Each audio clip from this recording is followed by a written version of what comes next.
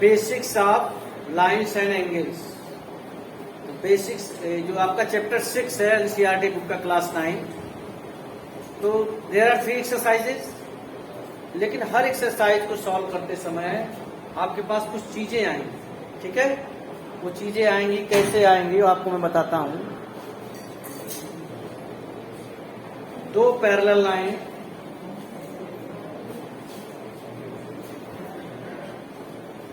there are 2 parallel lines and a line which intersects both line। एक line, मैं इस पहले लाइन को L1 और ये जो लाइन इसे इंटरसेक्ट कर रही है दैट इज आर ट्रांसवर्सल। क्या है?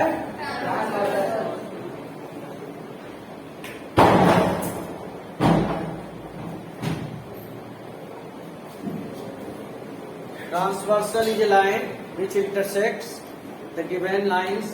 There may be 2 lines, more than 2 lines, parallel हो, parallel ना हो, लेकिन the biggest question is मैं parallel line क्यों ले रहा हूं? Because in case of parallel lines कुछ angles equal होते हैं। जैसे यहां पर ये दोनों लाइन पैरेलल नहीं है, ये वाला एंगल इसके इक्वल। मैं आज आपको बताऊंगा कि करस्पॉन्डिंग एंगल क्या होते हैं। ध्यान से देखिए, करस्पॉन्डिंग एंगल क्या होते हैं उसके लिए ट्रिक है। पहली लाइन के लेफ्ट में ट्रांसवर्सल है, उसके लेफ्ट में आइए और अपवर्ड डायरेक्शन, लेफ्ट में ऊपर। पहली लाइन के ऊपर लेफ्ट में, दूसरी लाइन के ऊपर लेफ्ट में। Angle 1 is equal to angle, अभी लेफ्ट में है हम। अभी एक अपवर्ड डायरेक्शन की बात किए थे, डाउनवर्ड की बात कर लें। नीचे सेम वही चीज है, लेफ्ट में ही तो है, अभी नीचे आ गए। Angle 3 is equal to angle, same इसी तरह राइट हैंड साइड पर आ जाइए। Angle 5 is equal to angle,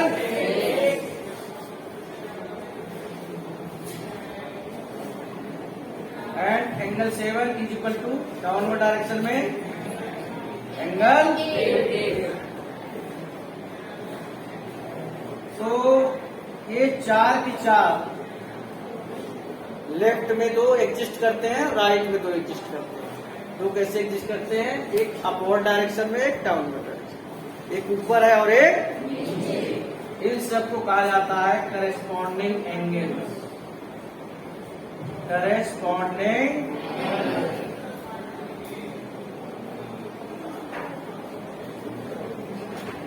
these corresponding angles are equal if the given pair of lines are parallel। बात को समझिए, अगर जो लाइन दी है अगर वो पैरेलल है तो करस्पॉन्डिंग एंगल्स इक्वल होंगे। जहां पैरेलल नहीं वहां भी एग्जिस्ट करते हैं, बट दे आर अनइक्वल, वो इक्वल।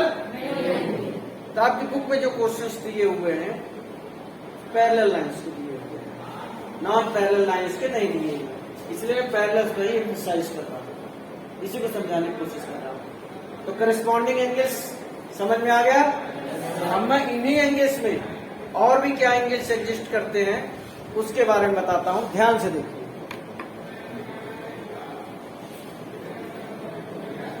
3 और 4 नहीं निकाला, ओके। अब ठीक है, 1 2 3 4 5 6 7 8 ओके, 8 भी आ गया। ये तो हो गया करस्पॉन्डिंग एंगल्स, राइट।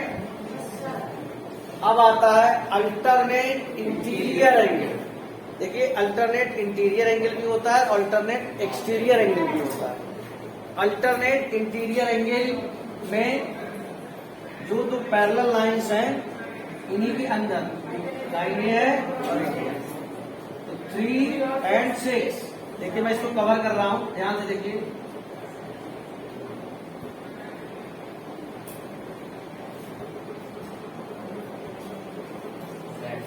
जेड उल्टा भी बन सकता है, सीधा भी बन सकता है। Angle 3 is equal to angle 6। Alternate interior angle, interior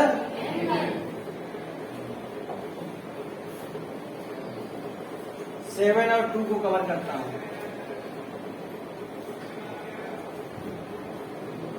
ये तो है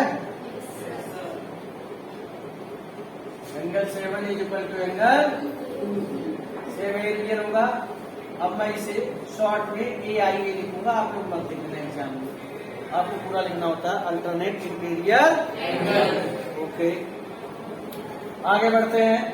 एक्सटीरियर एंगल भी होते हैं लेकिन उसका बहुत ज्यादा यूज नहीं है, जैसे 1, 8 के और 5, 4। किसी भी क्वेश्चन में इस चीज का जिक्र नहीं आएगा, लेकिन जानकारी आपको होनी चाहिए।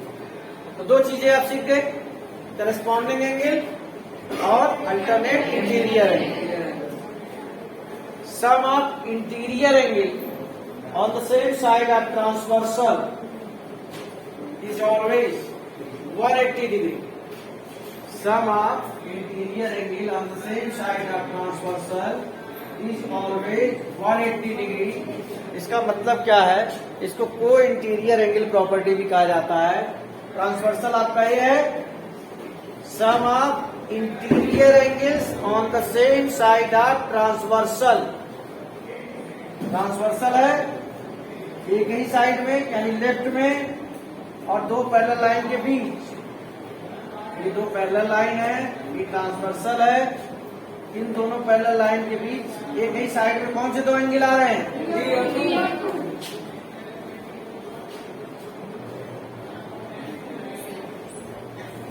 सम of interior angles on the same side of transversal, sum of interior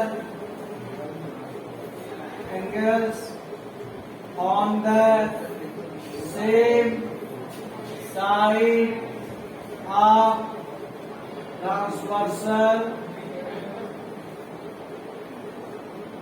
is 180 degree. Is supplementary. Okay, angles on the same side of transversal are supplementary. यानी दोनों का सम क्या आएगा? इसको को इंटीरियर एंगल प्रॉपर्टी भी कहते हैं।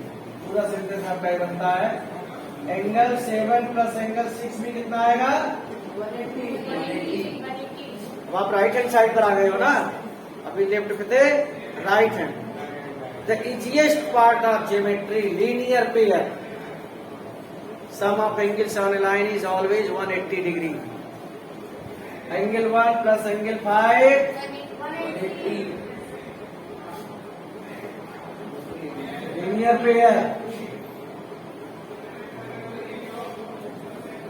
सेम इसी तरह आप प्रोसीड कर सकते हैं। कैसे? Angle 1 plus angle 3 180, angle 5 plus angle 7 180, angle 3 plus angle 7 180। वो आप समझ रहे हैं? इसी लाइन पे सम of, if there are more than 2 angles, suppose there are more than 2 angles, then also the sum of angles on a line is always 180 degree. इसके लिए मैं आपको यहाँ दिखा देता हूँ। A,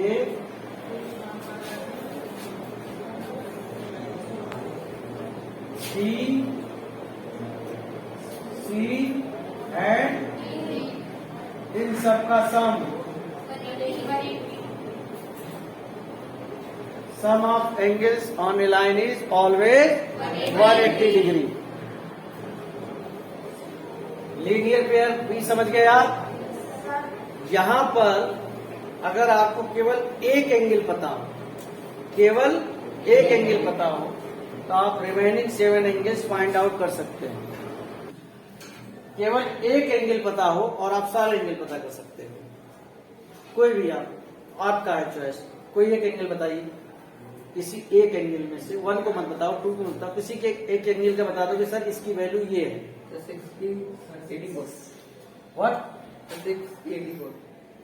84 नहीं, कुछ ऐसा लेते कैलकुलेशन करना इजी हो जाए।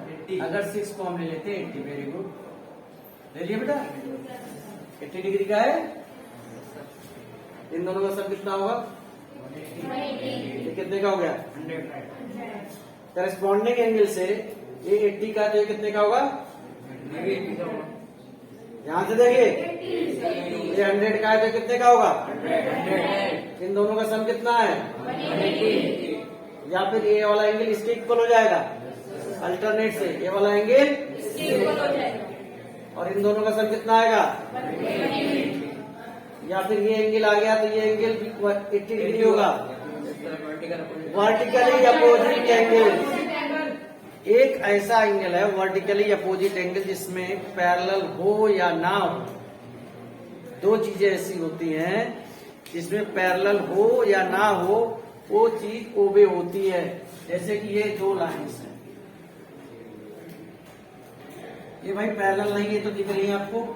पैरेलल लाइन किसे कहा जाता है कि perpendicular distance between the lines at any point join करेंगे that will be always same, उसे पैरेलल लाइन कहा जाता है। जैसे कि रेलवे का ट्रैक होता है वो पैरेलल लाइन होता है। कहीं पर भी आप मेजर कर लीजिए, डिस्टेंस हमेशा सेम आता है। अब ट्रांसवर्सल में यहाँ पर जैसे आप समझ लो कैसे लाओ, जैसे ट्रांसवर्सल ये वाला एंगल इसके इक्वल और ये वाला एंगल, ये है वर्टिकली अपोजिट एंगल्स। दूसरी बात मैंने कहा था sum of interior angle on the same side of transversal is always 180 degree. तो आप पैरेलल के लिए यूज करना है, इसके लिए यूज करना, पैरेलल के लिए यूज करना। खैर वर्टिकली अपोजिट भी आप कवर में आ गया, तो आपने देखा कि केवल एक एंगल की हेल्प से रिमेनिंग 7 एंगल हम फाइंड आउट कर सकते हैं। और यही लाइन्स एंड एंगल्स का बेसिक चीज है। एक चीज इसके साथ और इन्वॉल्व है,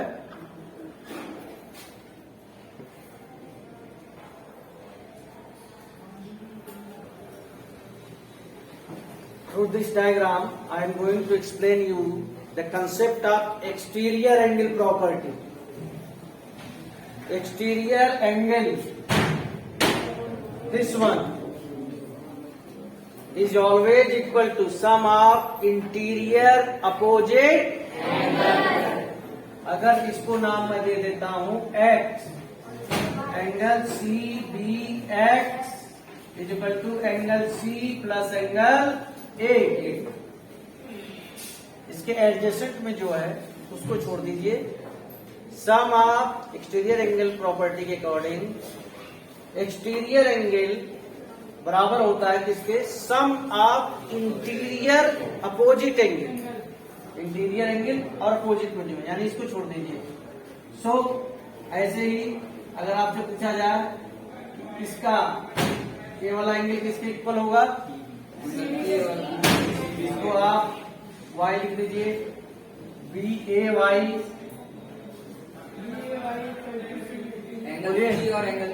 angle C plus angle B.